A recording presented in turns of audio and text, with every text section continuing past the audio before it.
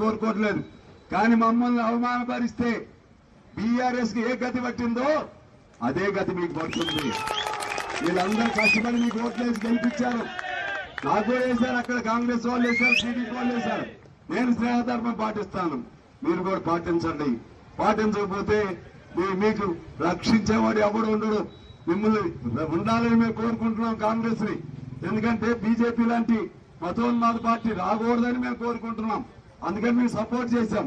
మీ పతనం మీరే రాసుకుంటే, మీ పతనానికి సంబంధించి మీరే దానికి శిలాపలకం తయారు చేసుకుంటే, మీ దాన్ని ఏమంటారు, మీ శ్మశాన వాటికి ఉండదు శవపేటికను మీరే తయారు చేసుకుంటే మేమేం చేయలేం.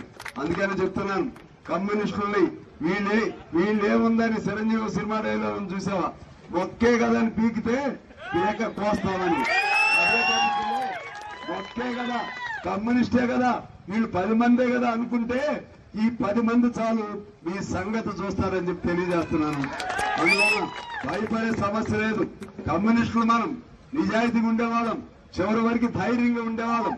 పోరాటానికి మారిపోయారు కమ్యూనిస్టులు. రేపు భవిష్యత్తులో ఎట్లా నాకు తెలియదు.